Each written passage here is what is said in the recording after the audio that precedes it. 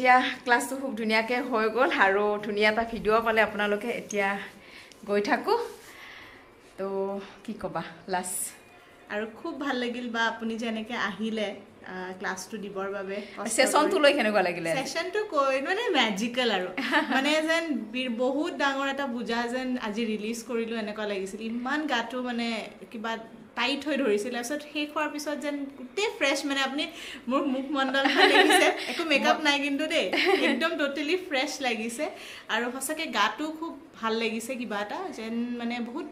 বহুত ৰিলিজ হ'ল মানে আজি ব্লকেজেছবোৰ সেইটো মানে ফিল কৰিছোঁ মই নিজে আৰু আপোনাৰ বাৰটাতে কিন্তু ক্লাছ ল'ব দেই খুব ভাল লাগে আৰু ইমান ধুনীয়াকৈ গোটেইখিনি বস্তু বুজাই দিয়ে চব মানে খৰচি মাৰি পেলাই সেইকাৰণে বহুত ক্লিয়াৰো হৈ গ'ল বহুত ডাউটছ থিয়ৰিখিনি আৰু প্ৰেক্টিকেলখিনিতো ডেফিনেটলি ভালেই লাগে বাৰ্ছ ৰান কৰি পেলাই সেইটো থেংক ইউ তো ঠিক আছে মোৰ ফালৰ পৰা থেংক ইউ এতিয়া bye bye thank you so' much thank U